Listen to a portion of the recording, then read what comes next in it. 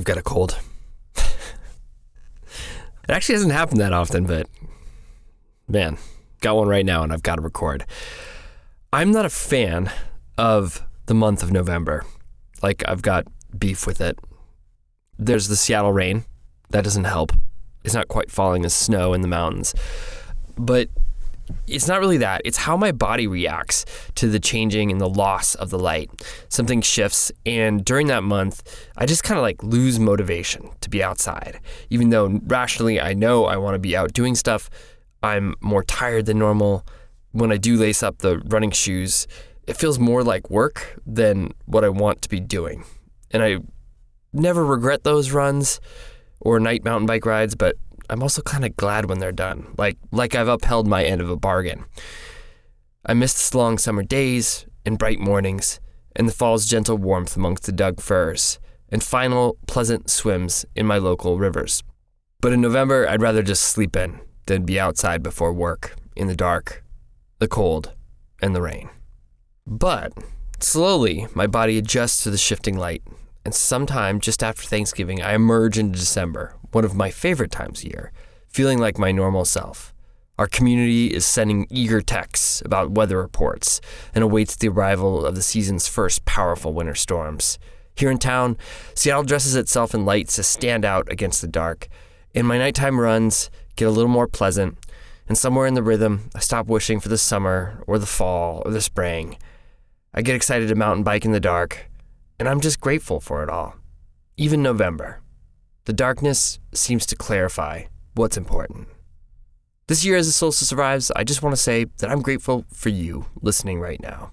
I'm grateful for those of you who stepped up and supported this project, this community, through the Diaries Plus this year. We had to ask you to step up, and you did, so thank you. A big shout out to Kuat Racks who have been with us this whole year and keep supporting the work we are doing.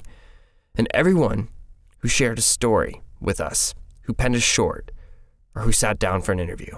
Thank you. So, in that spirit of reflection, we bring you two beautiful stories about stepping back, reflecting, and moving forward from Phil Herbert and N.S. David. Just a quick heads up that in the first story, there are discussions about mental health and suicide. I'm Fitz Cahal. Happy holidays. You're listening to the Dirtbag Diaries.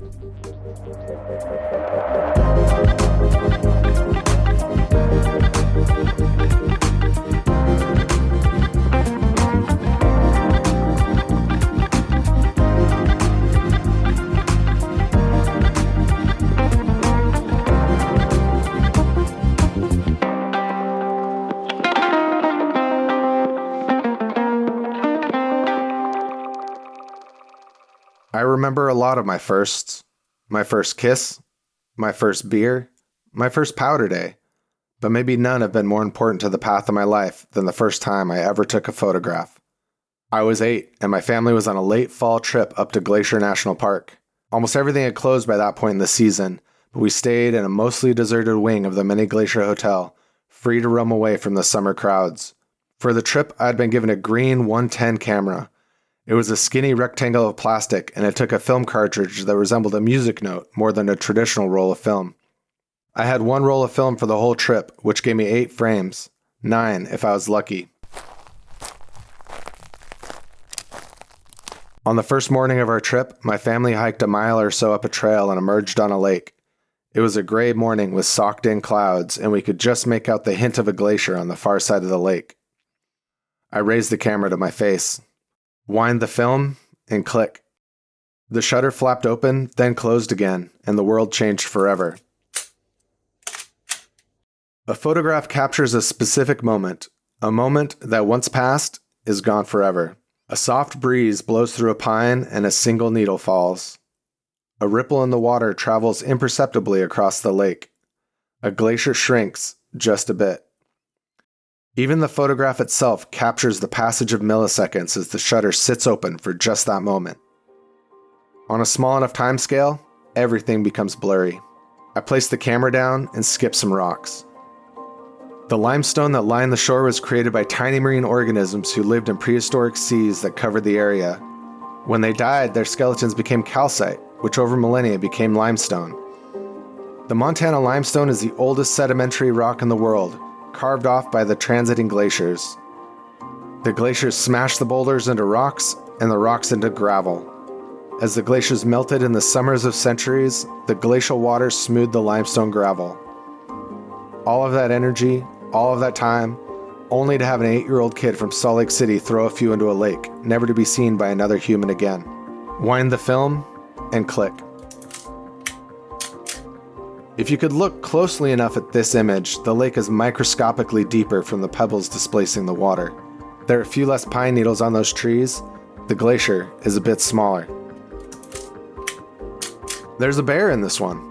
The little bits of silver on the film have turned into a hazy black blob on the far shore. The Vivitar 110 had a wide-angle lens made of plastic, which is not, technically speaking, what you want to be photographing a bear with from 400 yards away. The angle on this one has changed because my parents weren't too keen on having 3 kids under the age of 10 eaten by a grizzly. It's a classic vacation snapshot with poor framing and rushed composition, mostly because there's no time for that while being pulled by a parent towards the minivan. But even still, if you look closely, the glacier is a bit smaller. I'm back home. My roll of film has come back from the 1-hour photo lab inside our Albertsons. I bought a photo album. It's a fake brown leather with a gold design around the outside made to look like a picture frame. Inside of the frame is the word memories. The pages inside are plastic sleeves made for 5x7 prints, but I could only afford the 3x5s with my allowance money. The pictures look good inside. 700 miles away, the glacier is shrinking. I'm in an 8th grade photo class, and I get to borrow my dad's SLR film camera for an assignment. It's snowing, and I spent the better part of the night walking around my neighborhood shooting the entire roll of black and white film. I even rolled it myself. The snow almost ruins the camera, but I take my first truly good image that night. It was a record storm, one that covered most of the West. The next summer will be spent inside a Subway, working for minimum wage to buy my own camera and a pair of Doc Martens, neither of which will help me get a girlfriend at my new high school.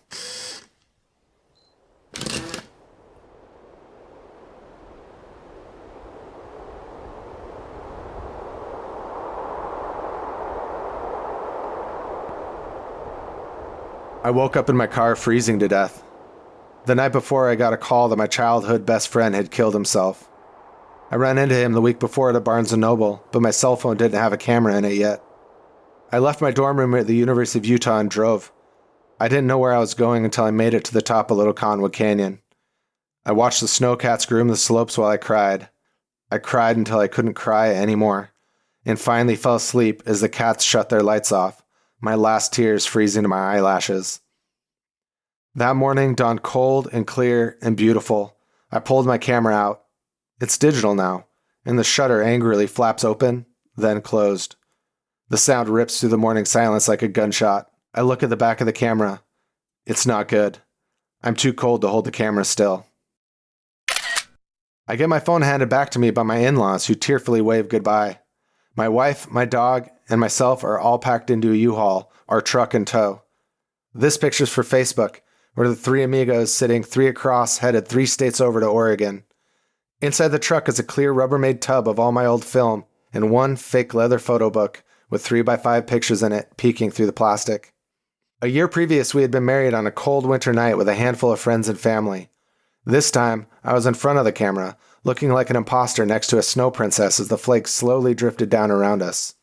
6 months after the wedding, I'm in my childhood home picking up the Rubbermaid tub from my parents' basement. Their marriage is over, and the house is being sold. I carry my box past our old family photo albums and can't help but wonder which of those pictures changed the world into this. The Rubbermaid tub gets pulled down from the overcrowded shelf space of my garage. In 10 years of marriage, we've moved 12 times, but finally, we had a house. It should have been perfect. The last load of stuff when you move is always the old stuff that's been tucked away. Out of sight, but not forgotten.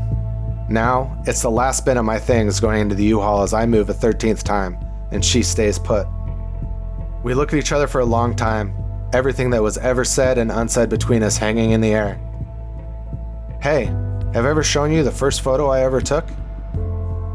I pop the lid off the bin and start sifting through 3 decades of film rolls. I look under my first trip to Europe and my high school trip to debate nationals. The book isn't next to the picture of me skiing off my roof or the picture of our dog Charlie when she was only a week old. The book isn't tucked in an album from a different family trip to Yosemite, and it didn't even hide behind fake film strips from a company holiday party. It was gone. I stared at the tub in disbelief. Did I lose it? Did I throw it away in a fit of anti-nostalgia that comes when you accidentally rent a fourth floor walk-up? It couldn't just be gone, could it? Most likely, the photo that changed the world is lying buried in a landfill somewhere in Utah, or Idaho, or Oregon. As it was buried, it pushed up the dirt imperceptibly, never to be seen by humans again. Picking up the tub once again, I can barely make out the residue of the faded gold ink on the plastic. Memories.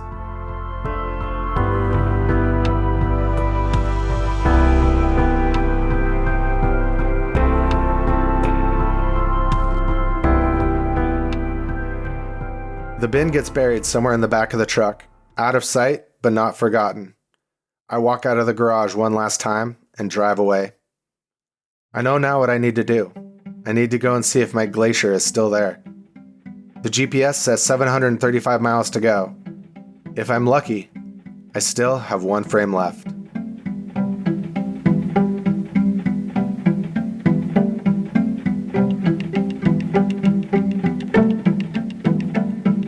I'm Phil Herbert, and this is my short.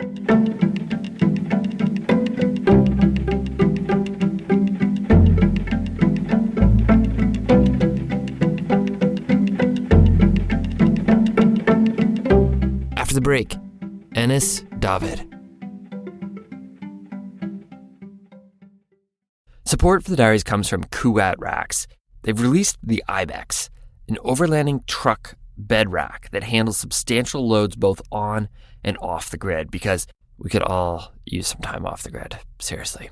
Constructed from lightweight yet durable aluminum, the black powder coat is made for all the nature you can throw at it. Available in different frame sizes to accommodate most truck models, the Ibex is engineered for adventure with versatile full and half-height configuration. It's an ecosystem of adventure possibilities. For more details, visit kuat.com. Kuat, because you will absolutely love this bed rack and go dope places. Do you have a resolution to adventure outdoors more this year? Make it happen with Sierra Club Outings. Leaders in conservation-focused, active outdoor adventures, Sierra Club Outings hosts over 250 small group trips every year where you can backpack, kayak, raft, volunteer, and more. These trips fill up fast, so reserve your spot at sierraclub.org/outings and use the code DIRTBAG to get $100 off. With Sierra Club Outings, it's more than just a trip. It's an adventure with a cause. We'll put a link in the show notes. Check out all the incredible trips they have and make that resolution happen. Hey everyone, it is that time of year. We need your shorts, your stories, because you power this show. We hear from so many of you that one day you're going to submit your short and send it to us at the diaries. Guess what? That moment, it could be right now. So make it a New Year's goal or use it as an excuse to take a break from Uncle Joe at the holidays. You make this community, your voice is valued. You can find all the information you need at our website, dirtbagdiaries.com. Click on the Write Us tab where you can find instructions and the submission form. Pay attention to it. It helps the cause. Trust me. Link is in the show notes, so take a moment, click on it, consider it, and then get to work. You've got until January 19th to send us your short. Once again, it's dirtbagdiaries.com/write us. Thanks. I told my mother that I was going to go climb a 1,500-foot wall in Mexico for a documentary, and she didn't even bat an eye. It's for Adidas and it's a really, really hard climb, I said. I'm going to work on the route for 3 months, and they're going to send me all the clothes and the shoes and the gear that I need. And they're going to pay for the hostel and the food and the plane ticket and the taxis and everything. And best of all, I get to write for the film. Isn't that cool? Of course, I knew that it was cool. All of my friends were wildly ecstatic for me, and I had run circles in my apartment when I found out, maybe even attempted a twerking session or two. Because the thing was, I was nowhere near strong enough to be the subject of a climbing documentary. I was just this 4'11" middle-aged Filipina, the most unrepentant, stick-clipping, hang-dogging, constantly falling climber with a fierce reputation for constantly whining about having to try. Someone way more likely to rewatch Fellowship of the Rings for the upteenth time rather than stick to a hangboard routine. And somehow there I was, the future protagonist of a climbing documentary. It wasn't just cool, it was a miracle. An eyes-closed wish I didn't even know I had. But this was my mother. And cool meant something else to somebody that grew up with no shoes and the constant, stomach-grumbling hope that there would be something, anything, for dinner on the table. So, after she listened to me ramble on and on about how amazing an opportunity this was, my mother said, real casual, "Okay." Then she resumed telling me about how they were making real progress on the house she and my father were building for their retirement in the Philippines. "It'll be done in less than a year," she said. "There's going to be enough rooms for both you and your brothers to visit. What color do you want me to paint your room?"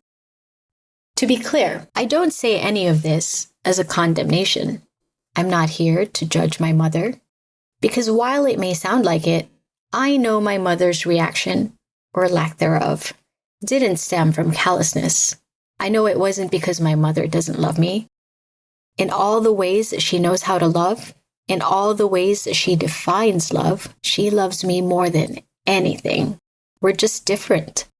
Sure, we're the same height with the same broad shoulders, the same strong fingers, and the same ever-present craving for chocolate and sugar, but how we see the world, our values, our sense of self, our internal narratives about what life is and how we should live it? Two people couldn't be more polar opposite. The crux of it all was this.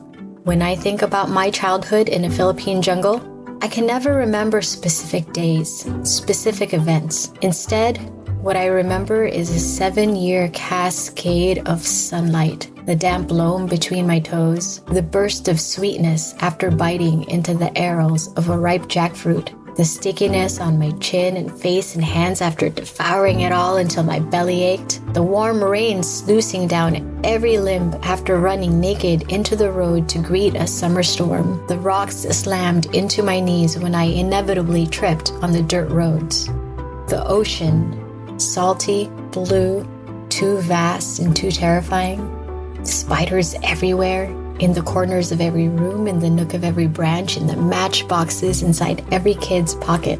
The lizards on the walls, the unforgiving mosquitoes, the rabid dogs foaming at the mouth, the ferns that shied away and closed in on itself when they were touched. The air, always clean. The water, always cloudy. There was nothing but this. Sun, the earth, the trees, and all of us kids running wild, bleeding, happy. My mother remembers it all differently. She remembers being apart from her husband for 6 years because he was in California building his American dream. A life of middle-class comfort, where his children had shoes instead of dirt on their feet. She remembers having no shower and 3 children with dirty, sticky hands. She remembers our tears after we tumbled down the ravine. She remembers cleaning blood from my brother's heads after they came home from playing war with sticks and stone and spiders and pieces of metal. She remembers being alone with the biggest task in the world, planning out the future of the 3 kids running wild until dusk. She remembers anxiety. She remembers stress. She remembers thinking that my brothers could be lawyers and I could be a doctor. She remembers hoping for anything else but this.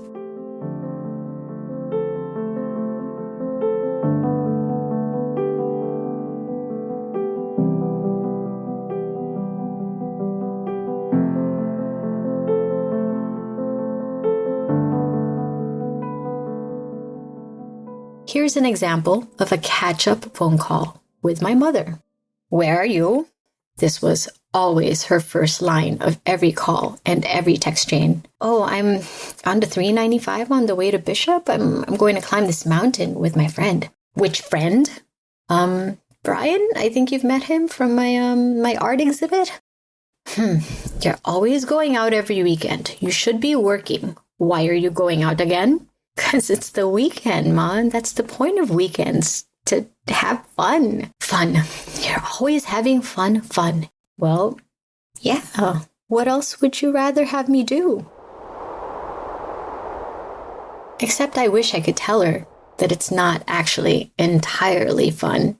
I've cried on so many alpine trails. I've done my fair share of wishing I was warm in my bed while strapped to the side of a granite monolith at 12,000 feet. I've torn holes in my clothes and my skin. I've broken bones. I've pulled toenails off my feet that were hanging on by a thread. I've sulked for weeks after failing on a large objective. I've driven home 300 miles with nothing to show for myself other than the dirt in my hair and too much money blown on gas. I wish I could explain to her why I go outside and set myself to suffer, why I waste all the precious resources that she had to fight for with the kind of resilience that lives inside the most determined alpinists. I wish I could explain to her how the walls of our American home and the walls of the buildings that offer all the cute shoes and smart purses and a cornucopia of food feel like barriers. I wish I could explain how the walls that understandably provide her with comfort and safety and nourishment to me feel like obstacles that determine where I walk and where I sit and stop me from being able to look at the sky. My mother successfully built a life for her children that is so good that the walls are abundant, and sometimes I need to escape. I wish I could show her that escape. I wish I could show her all my favorite sunsets. There was one particularly pink, orange, gold explosion at Dana Point once that I think she would have liked. I wish I could show her my favorite trees, the ones that smell so pungently of life and a renewal process that the Angeles Forest handles with such grace. I wish she was with me the one time I went to Olympic National Park and I hiked through the cold, damp dark of a rainforest for hours until the canopy opened up overhead, the sound of water trickling through. And suddenly there were 50-foot walls of ferns reaching up to the sky, and sunlight was swooping down blindingly gold, and I couldn't open my eyes. I remember how surreal it was, how lost I felt in time and place and body, and I remember that those are the moments that it feels like coming back home, moments of pure sensation and the bliss of being alive.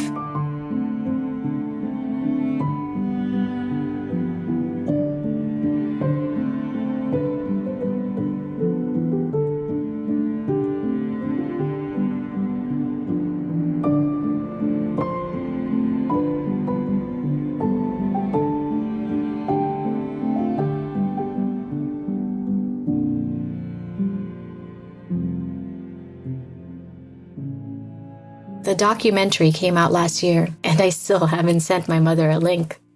I'm a little bit afraid of the rejection and the disappointment, and I know that that's on me. But I really don't mind. This life of mine, it's just not her thing. I understand the distance between us. Sometimes it feels as wide and deep as the grandest canyon. Still, I do dream of something different. The human spirit has proven that no canyon is uncrossable, no summit unreachable. So sometimes I dream of a future where my mother and I take a walk on the beach near the house she's building in the Philippines, and we'll be barefoot and briny and sun-kissed, and I'll collect seashells while she tells me all the family gossip that I've missed out on. I dream that someday we'll go camping and we'll sit on the ground, warm from walking too long under the same flaring sun, touched by the same cooling breeze, squinting into a horizon that is distant and vast and endless and all ours. After I moved out of our house in Los Angeles, I remember visiting my mother every other week. Usually, I'd find her in the garden because she loved to make things grow. Hands in the dirt, knees on the ground, sweat on her brow.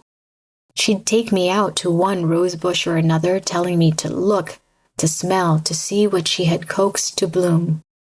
"There are so many flowers," she'd say, her smile proud and bright. One time, she gestured for me to come quickly into the backyard. Look, she said, vibrating with excitement. She was pointing at this little green nub on the end of a branch, underwhelmingly tiny. Something I couldn't see as anything other than what it was. But my mother saw more. She knew what it was and what it would become. It's a baby mango, she said, and she pointed at a bunch of other little green nubs on the plant. And here, and here, and here, and here, so many. Okay, I said, real casual. That's great. I didn't quite understand. I guess it was cool and all. But boy, she was putting in a lot of effort for something you could get full-sized and ready to eat at the nearest supermarket. Which gets us to the point, I guess, because here I am, trying to crawl up to mountaintops looking for the meaning of life or enlightenment or suffering or whatever. Turning my nose up at the prison walls of civilization, even as I subconsciously rely on them to provide me with everything I need. And here's my mother, turning her head from my vision of life, turning her head from my running in the wild, sitting outside in her garden, proudly watching as her wild things bloom. We're so different, but somewhere, there's something in us that's the same. Maybe it's DNA, maybe it's blood, maybe it's having had to grow into our current selves around each other for so long. Maybe it's because she loves me, and maybe it's because I love her. Whatever it is, there's a seed of understanding between my mother and I, somewhere. And that seed means that if I water it, place it under the sun, something will grow.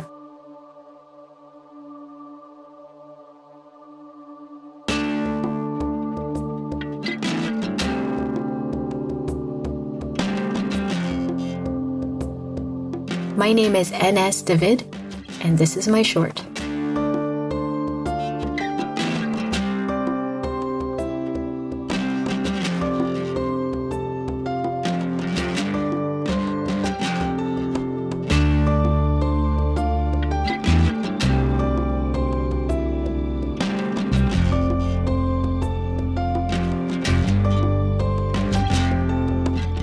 Many thanks to Phil and N.S. for sharing your stories. It's been 10 months since N.S. wrote her essay, and as you listen to this show, she is sitting on a sunny beach in the Philippines with her mother. You can find both N.S. and Phil on Instagram. In the next week on our social handle, dirtbag_diaries, we'll be sharing some photos from both of them, so be sure to follow along.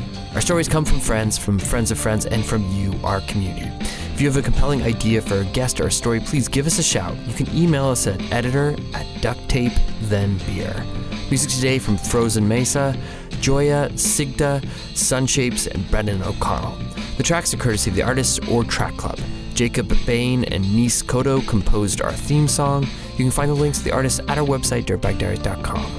The episode was produced by Becca Hall with the editing by Skylar Perwins. Becca is our executive producer. I'm Fitz Cahall, and you've been listening to the Dirtbag Diaries.